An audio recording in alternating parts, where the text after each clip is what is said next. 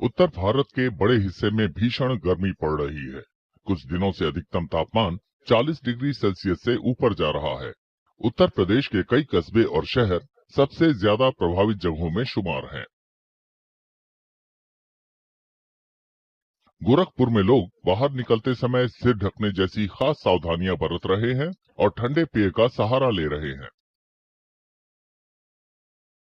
आज का टेम्परेचर तो बहुत ज़्यादा हो गया है।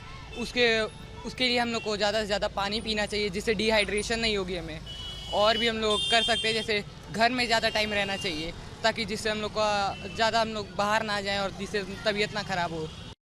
गर्मी का असर लोगों की आजीविका पर भी पड़ रहा है। घर से बाहर कम लोग निकल रहे हैं। इससे सड़क किनारे विक्रेताओं की बिक्री में भारी गिरावट आई है।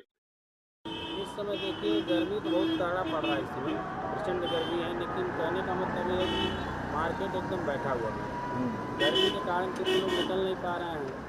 जो निकल भी रहे हैं तो रुक भी नहीं रहे, ज़्यादा करके सोच रहे हैं जल्द से जल्द अपने घर पहुँचे। लोगों ने अधिकारियों से कहा है कि बच्चों के लिए खास उपाय किए जाएं, मसलन स्कूल के घंटे कम करना या ऑनलाइन क्लास शुरू करना। गर्मी बहुत ज़्यादा हो रही है। सबसे पहले जो है बच्चों को देखना चाहिए। बच्चों के हिसाब से जो पानी का सरकार को व्यवस्था करना चाहिए, और जितना हो सके स्कूल में आने वाले बच्चों को सुबह से की पाली में रखे, 12 बजे 11 बजे तक उनको छोड़ दिया जाए। थोड़ा सा पहले किया जाए ये पढ़ाई का कार्यक्रम, और ऑनलाइन की व्यवस्था अगर कर दिया जाए तो सबसे बेहतर होगा।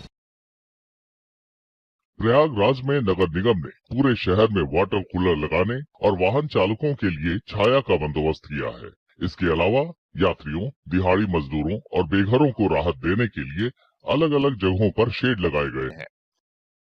जो ये प्रचंड गर्मी का फेज़ जो चल रहा है, उसके लिए समय समय पर एडवाइजरी जारी की गई है। आम जनमानस से अपील की गई है कि वो बहुत ज़्यादा धूप के समय घर से बाहर यदि आवश्यक कार्य ना है तो ना निकलें, घरों में रहें, सेफ जगहों पे रहें। और इसके लिए प्रशासन ने अपने आश्रय स्थलों का भी इंतज़ाम किया गया है। नगर निगम क्षेत्र में 9 आश्रय स्थल हैं, जिसमें यात्री, लेबर या जो सड़क किनारे मतलब रहने वाले लोग हैं वो आश्रय ले सकते हैं और सकुशलता पूर्वक रह सकते हैं दिन की गर्मी में। और रात में भी लेबर्स आदि वहाँ पर रह के आराम कर सकते हैं, ताकि गर्मी से उनका बचाव हो सके।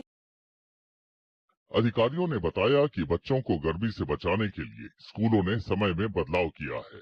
लू पीड़ितों को तत्काल राहत देने के लिए स्वास्थ्य सेवाओं को मजबूत किया गया है। स्कूलों के द्वारा जो स्कूल टाइमिंग्स हैं उनमें व्यवस्था की गई है कि बहुत ही प्रचंड गर्मी में ज़्यादातर बच्चों को स्कूलों में ना रहना पड़े। अधिकांश स्कूल 12:30 बजे तक छुट्टी हो जा रही है उसमें।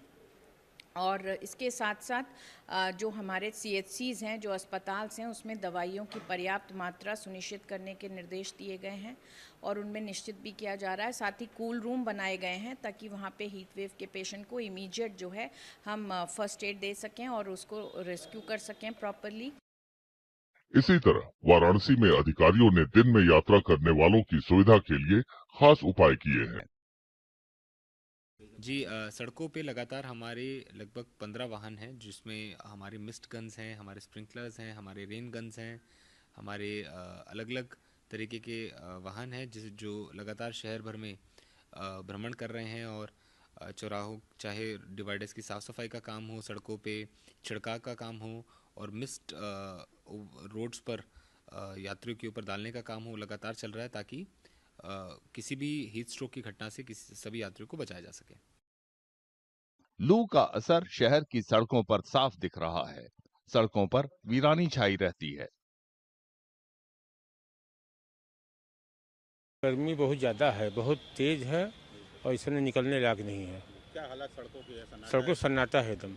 कैसे बचाव आप लोग कर रहे हैं अपने आप बचाव का हम लोग धूप में निकल नहीं रहे हैं बाहर, या तो गमछा अथवा हेलमेट लगा के मजबूरी में निकलना पड़ रहा है। फिलहाल गर्मी से राहत के आसार नहीं है, बल्कि तापमान और बढ़ सकता है। लिहाजा लोगों को भरपूर पानी पीने, हल्के सूती कपड़े पहनने और बच्चों और बुजुर्गों के लिए खास सावधानी बरतने की सलाह दी गई।